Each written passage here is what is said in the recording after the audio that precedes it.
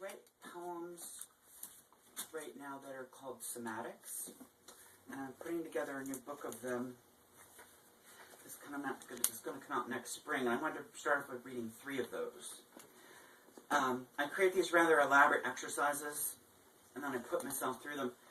There's a chapbook I'm not going to be reading from that they have for sale here. That's the first poems I wrote from that, where I ate a single color of food for a day. And would wear, for the red poem, I wore a red wig that I found in a dumpster behind the Beauty Academy in Philadelphia, where I live. That half the wig is permed and the other half is straight.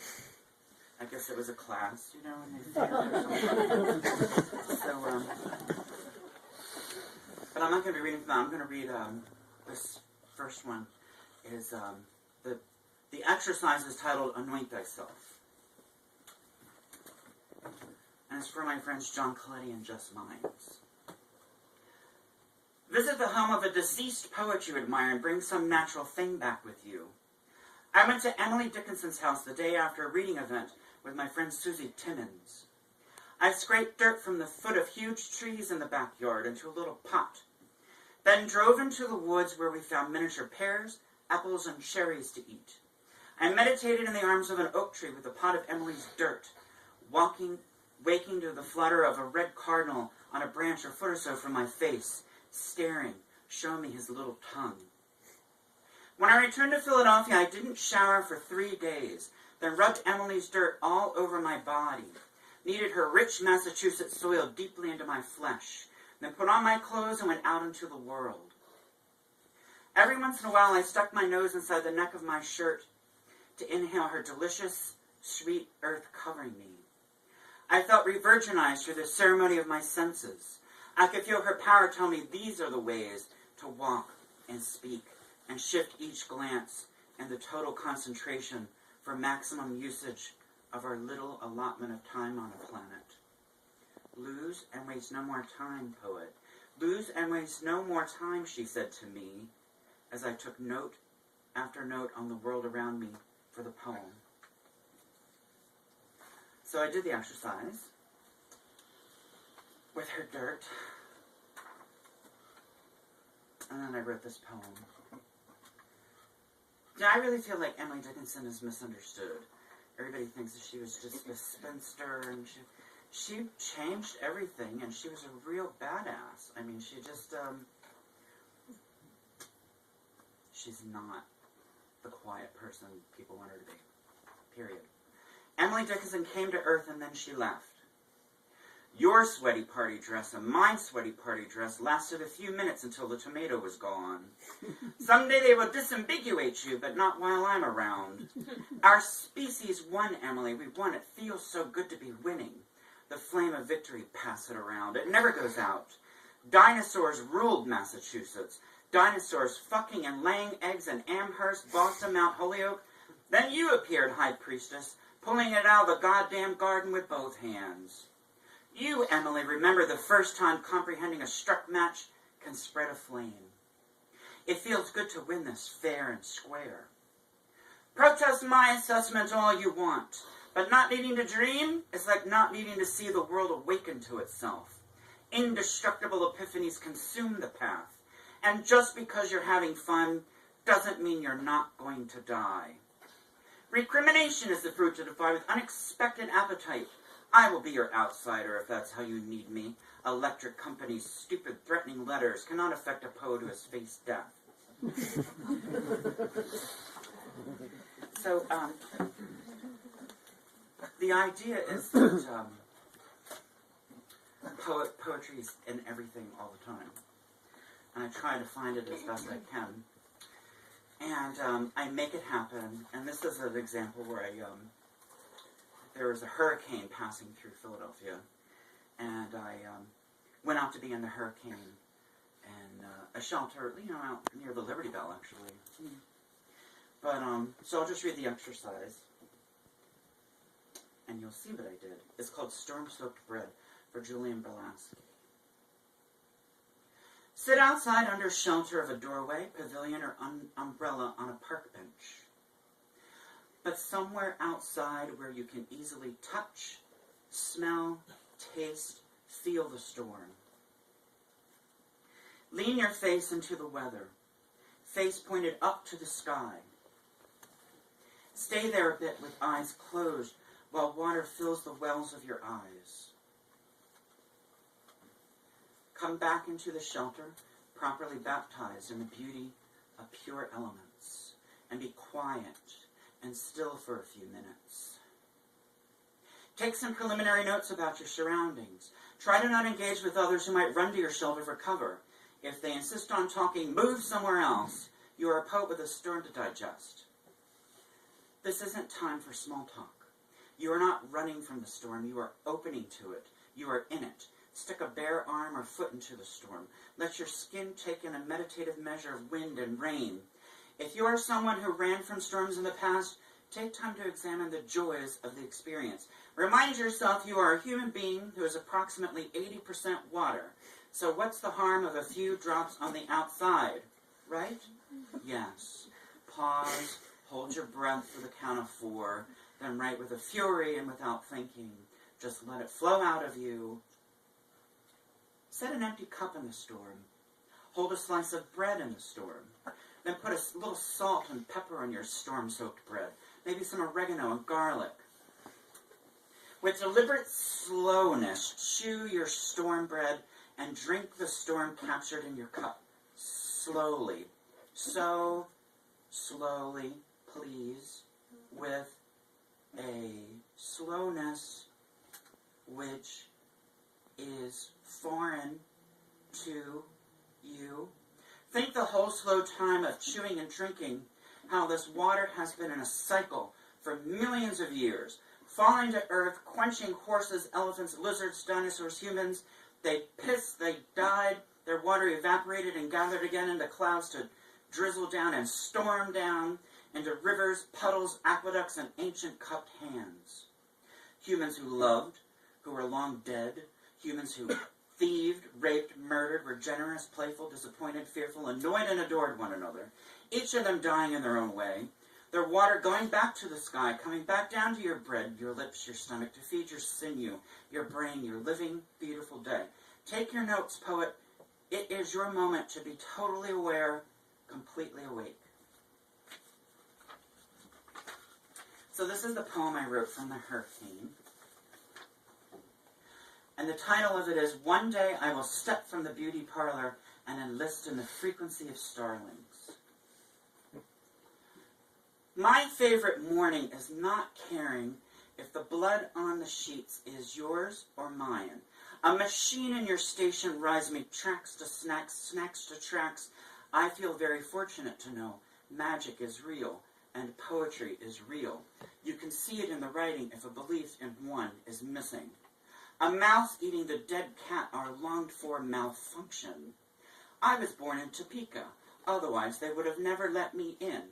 They circle away, holding this place, opening, opening, opening up. I grope the tree down its root. If truth soothes, soothing was not truth's goal. My goal is to do what produces memory, as gentle as vicious can. One promise, when I get to the bottom, I'll accelerate deeper, my small pile of poems surprising everyone along the open wound. Was there a death, they ask? A merger, I say.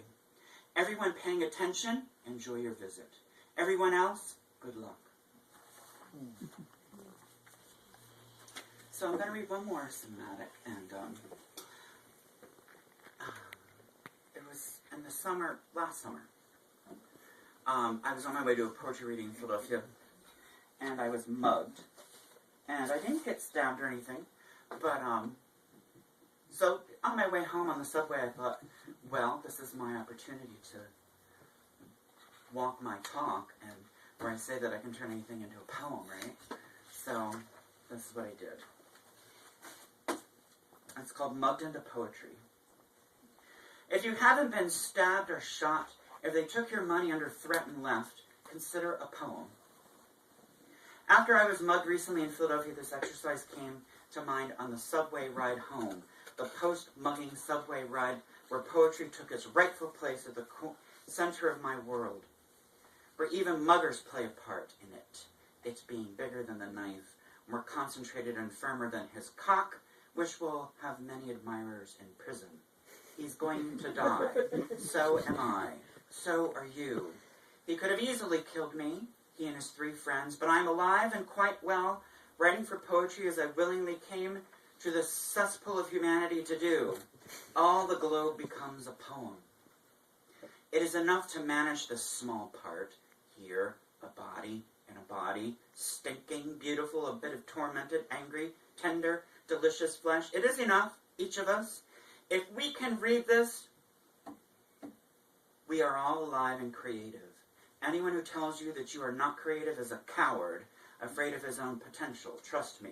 Ignore all cowards. They were born to be ignored. Find your strength, find your poems. Every morning for 2 weeks, as soon as you waken, predict your death. And write it down. For instance, by choking in 11 years, 4 months, 2 weeks, 6 days, 12:18 p.m. Then, starting at the tips of your toes, touch your cells of skin and nails, feel bones, your pulsed hair, feel your moving body in the morning, always moving. As long as you live, you are moving. Blood through veins, moving thoughts through dreams. Every morning for 2 weeks, touch every inch of your body's surface and your holes, moist and dry. As soon as you finish this reaffirming ritual, write a poem from your moving blood and the thoughts of the dream, and combine that living poem with the prediction of your death. So I'm not going to read all 14 of them, but I'll read a few. By choking in 11 years, the title are how I'm dying. Guessing my death, it's called. By choking in 11 years, 4 months, 2 weeks, 6 days, 12:18 p.m. When I win the lottery, I want my legs amputated, and 2 beautiful peg legs, wooden of course. Frank Sherlock says it's a very bad idea. He says I should reconsider, seriously reconsider. I want peg legs, but he says I've regretted he might be right. But what I really want is to have my real legs, the ones I don't want, cremated, because what I really want is to scatter my own ashes. I've thought about getting a liposuction and having the fat cremated, but it's not the same, because I can eat more delicious donuts and grow it back. It doesn't count. There has to be something missing for good, you know. But to spread my own ashes is something I love thinking about, and the cheerful sound of my peg legs on Philadelphia sidewalks. By tornado in 16 years, 5 months, 2 weeks, 6 days, 8:49 a.m. I'm trying to make the tree ring. You know I mean this. You know what I mean. Exactly, yes, I'm trying to make the tree ring. It's fortunate more leaves don't cover us in the process.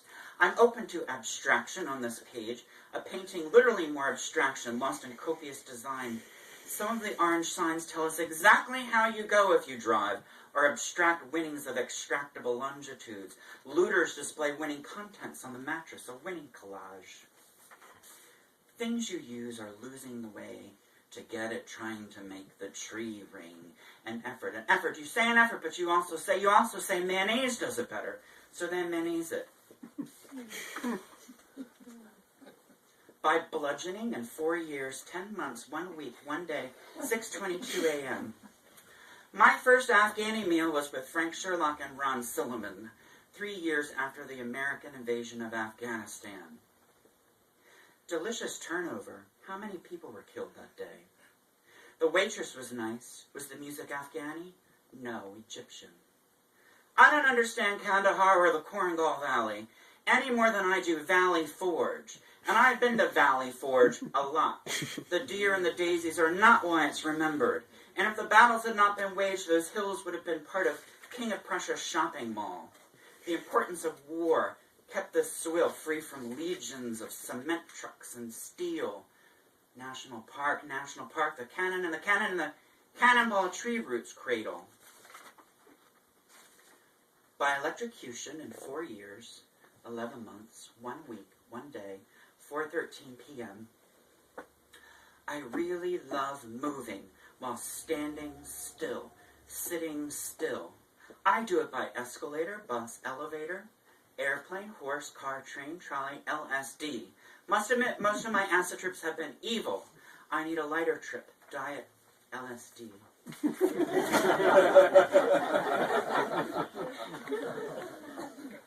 By falling off a radio tower in 8 years, 4 months, 1 week, 6 days, 3:42 a.m. What I'm about to say is not nostalgia for, or a sentimental reunion for, but a painful need for agreeing that we are not crazy. Sometimes I want to visit the locations of the 3 UFOs I've seen with friends. Brooklyn, New York with Frank Sherlock, Chinatown, Philadelphia with Elizabeth Angelo, Cornwall, England with Joe Mariner.